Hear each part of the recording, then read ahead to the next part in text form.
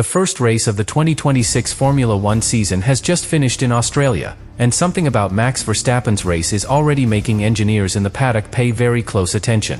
Because on the surface, the result looks simple. Mercedes wins the race with a dominant 1-2 finish. Ferrari takes the podium, and Verstappen finishes around 6th place. But here is the detail that almost nobody noticed during the broadcast. The Red Bull was not driving the race like a car trying to win. It was driving like a car trying to understand something. And that changes the entire story. Because while fans were watching the fight at the front, Verstappen was quietly doing something incredibly important. Managing energy. Studying tire behavior. Collecting race data from the brand new RB22. In the very first Grand Prix of a completely new Formula One era. And here is the part that makes this even more interesting. Red Bull did not even bring their full development package to Australia. Which means the car we saw today may not be the real RB22 yet. So the big question after the Australian Grand Prix is not why Verstappen finished 6th. The real question is this. What exactly did Max Verstappen just discover about Red Bull's new car during the first race of the 2026 season?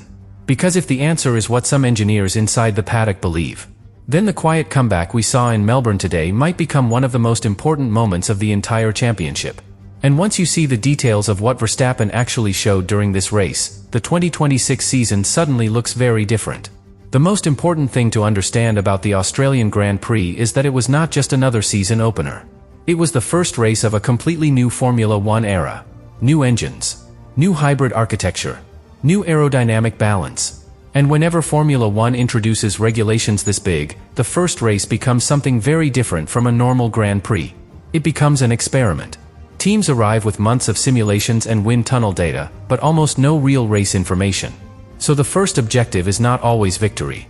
The first objective is understanding the car. And that is exactly the situation Red Bull faced in Melbourne. During the previous era, Red Bull arrived at most races as the clear benchmark. Their cars were incredibly stable, extremely efficient in race pace, and perfectly optimized for long stints. But Australia 2026 looked different. The RB22 was competitive. Yet it did not look dominant. Qualifying on March 7th already hinted at that change. Mercedes looked extremely comfortable with their new machine. Ferrari appeared very close behind. And Red Bull was fighting slightly further back than many fans expected. That immediately forced Max Verstappen into a different type of race. Instead of controlling the pace from the front, he had to fight inside traffic. And Albert Park is not the easiest place to do that. The corners are fast. The racing line is narrow. Dirty air can quickly destroy tire performance. Drivers often spend many laps waiting for the right opportunity to move forward. So when the lights went out, Verstappen approached the race with patience. No aggressive lunges. No desperate overtakes. Just careful positioning. And this is where something interesting begins to appear when you watch his driving style. The throttle inputs are smooth. The exits from corners are controlled rather than explosive. Energy deployment on the straights looks measured. In other words, Verstappen was not pushing the car beyond its limits. He was keeping it inside a safe operating window. And that decision may have been intentional. Because Red Bull arrived in Australia with a very conservative version of the RB22. The car used in Melbourne was extremely close to the specification seen during winter testing, with only minor refinements rather than a massive upgrade package. That tells us something important about the team's strategy. They were not trying to win the first race at any cost. They were trying to understand the car. The new 2026 hybrid systems are incredibly complex. Energy harvesting under braking, battery charge levels, electrical deployment on corner exits and long straights. All of these elements must remain perfectly synchronized. If the system falls out of its optimal cycle, drivers can suddenly lose performance for several laps. That is why Verstappen's first stint looked so controlled. He was protecting the tires, maintaining battery stability, avoiding overheating critical components. While other drivers were pushing hard at the beginning of the race, Verstappen was building a foundation for the later stages. And slowly, almost quietly, the Red Bull began moving forward through the field. Position by position. Lap after lap. But inside the Red Bull garage, something unexpected soon complicated the entire race. The second car. Isaac Hadjar. For the young rookie, the Australian Grand Prix was one of the most difficult introductions to Formula One imaginable. A brand new generation of cars. The pressure of driving for Red Bull. And a teammate who happens to be one of the most dominant champions in the history of the sport. Hadjar showed flashes of speed early in the race. But at some point during the Grand Prix, his day suddenly came to an end. The car retired before the finish.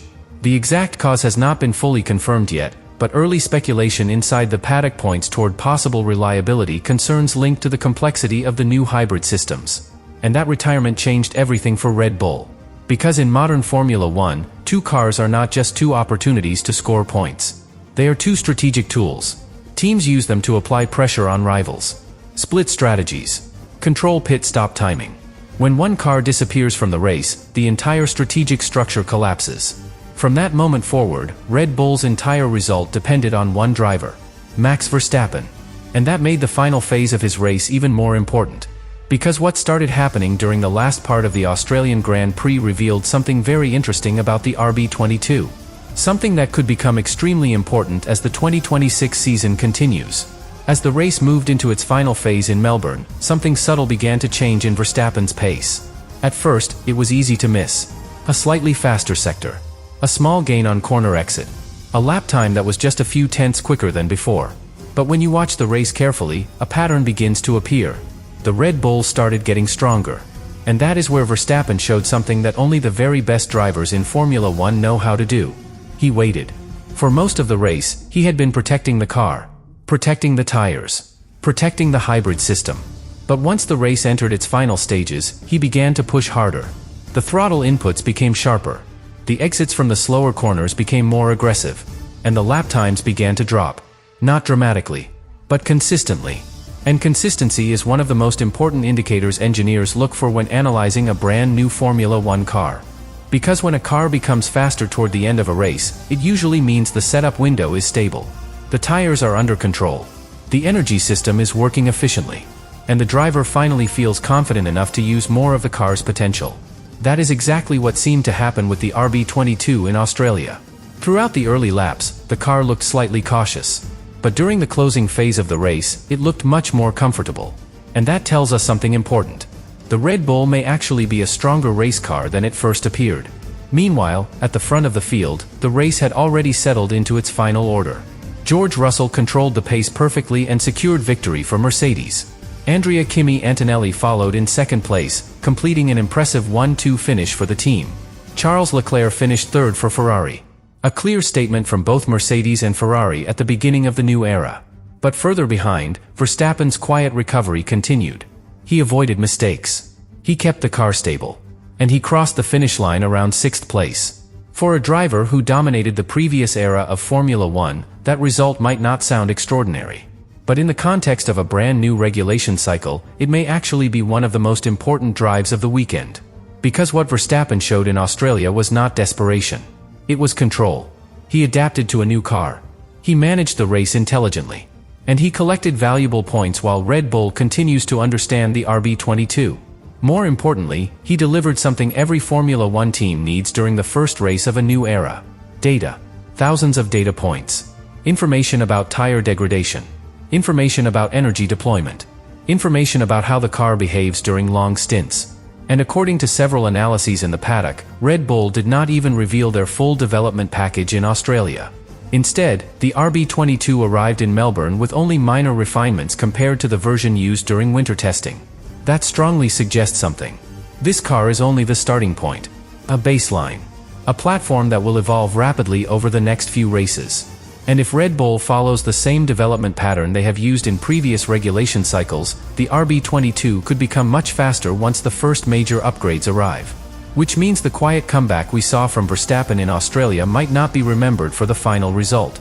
It might be remembered for something else. The moment when Red Bull began learning exactly how to unlock the true potential of their new car. And if that happens sooner than their rivals expect, the rest of the grid may soon discover something uncomfortable. The champion they thought was vulnerable may only be getting started. But the real significance of Verstappen's race in Australia becomes clear when you step back and look at the bigger picture. Because the first race of a new Formula One era rarely tells the full story. It only reveals the starting positions. Mercedes leaves Melbourne with confidence. A dominant 1-2 finish sends a powerful message to the entire grid. Their new car looks balanced, efficient, and immediately competitive. Ferrari also has reasons to feel optimistic. Finishing on the podium in the first race proves that their development program has produced a car capable of fighting near the front. But Red Bull leaves Australia with something slightly different. Information. And in Formula One, information can be more valuable than a single race result. Every lap Verstappen completed in Melbourne provided engineers with crucial data about the RB22. How the tires behave over long stints. How the hybrid system responds under race pressure. How the aerodynamic balance changes as fuel burns away. All of those details will now be studied carefully inside the Red Bull factory. And that analysis is where the real development race begins. Because Formula One championships are not decided only by the fastest car in the first race. They are decided by which team improves the fastest during the season. And Red Bull has built its reputation on exactly that strength. In previous regulation cycles, the team often started the season strong, but became even stronger as the months progressed. The engineers refine the setup. The aerodynamic upgrades arrive. The drivers learn exactly how to extract the maximum from the car. And once that process begins, performance can improve dramatically. That is why many analysts inside the paddock are already watching Red Bull carefully after Australia. Because the RB22 does not look like a finished project. It looks like a foundation. A car that still has room to grow. And Verstappen's performance in Melbourne suggests that he already understands how to drive within that development window. He did not force the car beyond its limits. He did not take unnecessary risks. He adapted his driving style to the new machine. And that ability to adapt quickly is one of the reasons he has been so dominant in recent seasons. The Australian Grand Prix may not have delivered a spectacular comeback or a dramatic victory for Verstappen. But it showed something just as important. Discipline, patience, and the awareness that a long championship cannot be won in the first race, but it can certainly be lost there.